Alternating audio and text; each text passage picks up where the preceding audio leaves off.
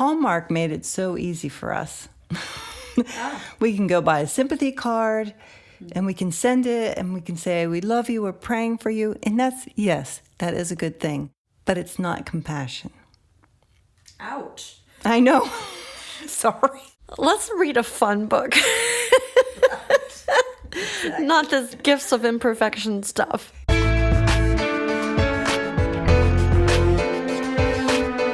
Welcome to the Brand New Me podcast. I'm Frances. And I'm Pam. And we are two women passionate about helping others thrive in life, not just survive.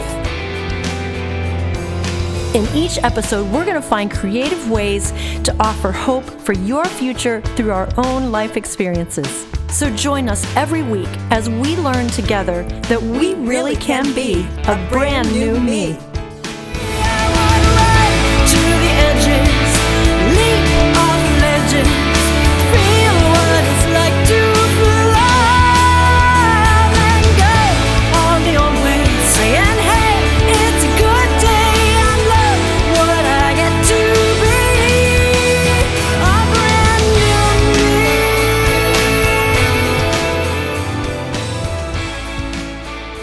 Today we're going to talk about compassion, and I do want to take a quote from the book. It says, when we practice generating compassion, we can expect to experience the fear of our own pain.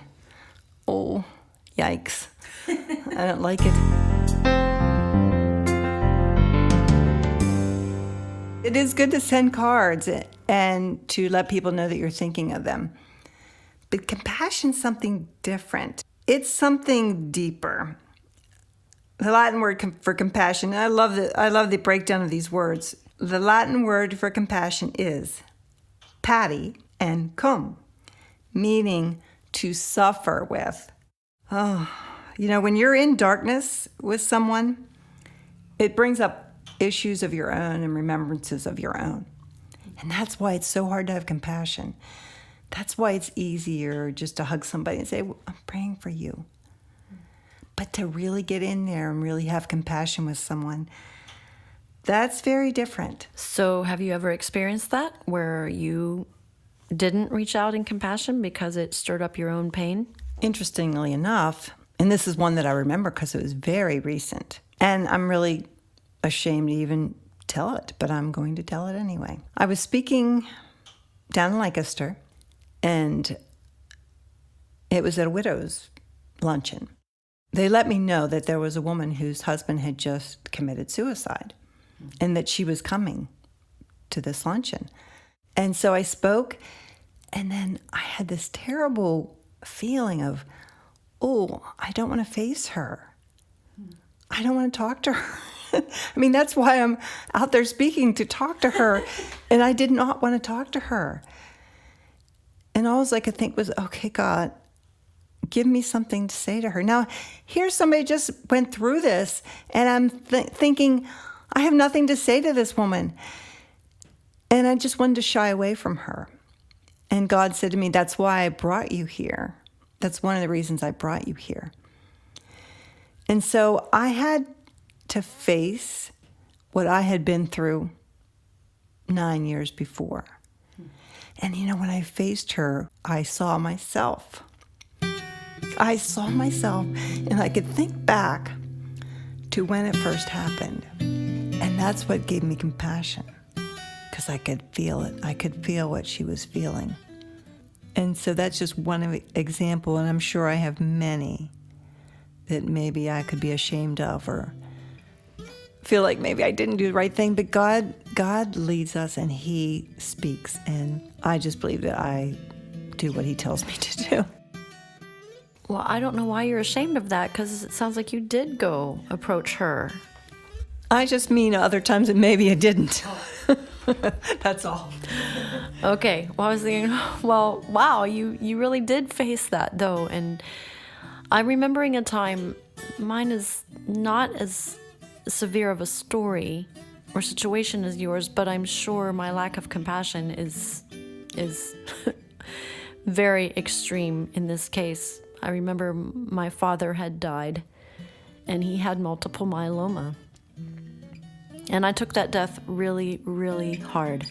And not too long after that, maybe a year after, I don't remember the time frame, a friend of mine lost her dad to the same thing, multiple myeloma. And he was in the hospital, and I knew that he was potentially gonna die at that point in the hospital. And I knew I should go see her. And I couldn't even face the hospital.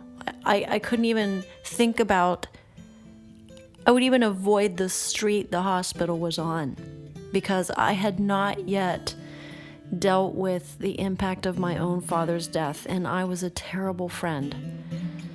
In fact, I wasn't a friend to her, and to this day, I feel ashamed of that. But I also realized that that's how severe our own pain can be. It keeps us from reaching out. So why are we talking about compassion? Let's move on to the next part about compassion. Okay, the next part about compassion. I know you don't want to hear this, but Patty Combe, meaning to suffer with. I know it's so hard. I don't like it. But let's talk about boundaries and compassion. Now, this is hard because, we want to be these compassionate people. And then you're working with somebody and you're being compassionate and you're helping them and you're suffering with them. And then they just don't do what you're asking them to do to get through. What's your thought on that, Frances? Well, that's a whole different thing. I guess I'm still stuck on why was I afraid to go to the hospital to be? I guess I was afraid that I would be a blubbering idiot and I wouldn't be helpful at all to her. But so sorry, I backtracked. So I was thinking, that's what I try to do with my fears. I try to say, what is the worst thing that can happen? And then I ask myself, are you willing to handle that? I didn't have the sense about me at that point to ask that question. But back to your question, here's what I guess I've kind of learned through my life, and I don't say I have it all worked out, but if you seem like you want to help someone more than they want help, I think that's the time to draw a boundary and just say, compassion looks different in this situation. There's tough love, and then there's suffering with someone. I'm not the expert on this. I'd say keep reading her book. So in other words, we need to hold people accountable for the behavior. Do they really want to, as I put it, get off the couch? Or do they just want the sympathy? Compassion and sympathy are two different things. We need to discern which is which. Because yes, you can't spend hours and hours with somebody and having compassion on them if they just don't want to help themselves. And that's crucial. I like that. It's true. Another thing I find helpful in working with people is to direct them to the appropriate resources. I am not a counselor. I'm not a trained psychologist. And there comes a point in walking with friends when you cannot give them the help they need. Just like if they had cancer, don't come to me. I'm not a medical doctor.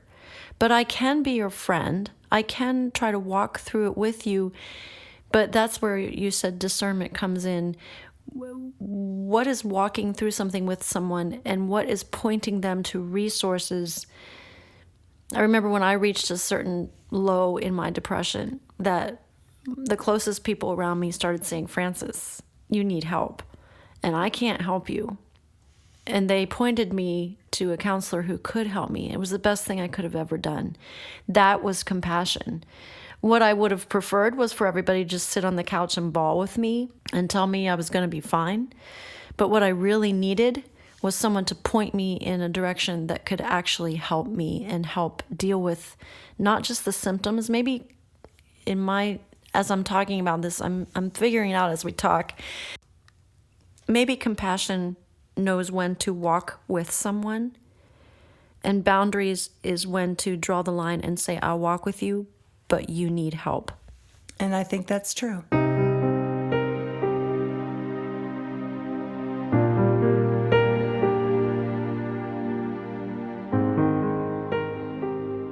Give it some thought say, God, I want to be a more compassionate person. I know I do say, I really want to be compassionate. I don't want to be a fake, oh, yes, we'll pray for you.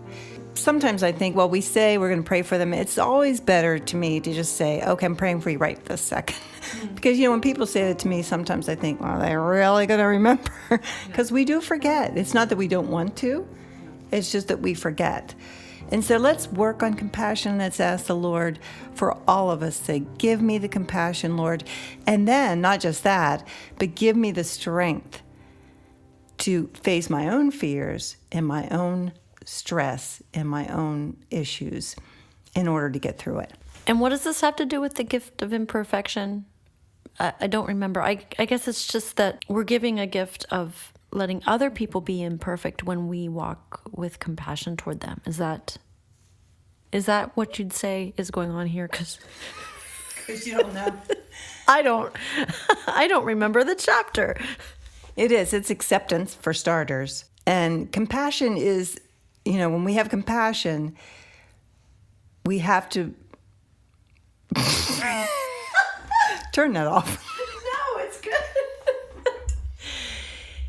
You are experiencing Pam and Frances in the post-holiday stress, and Pam is going to Florida tomorrow for vacation, and she's just out of here. Exactly. Just wrap us up, Pam. Wasn't there a quote or something that you had for us?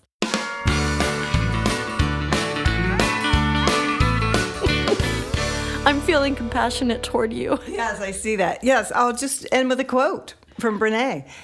If you're going to practice acceptance and compassion, we need boundaries and accountability.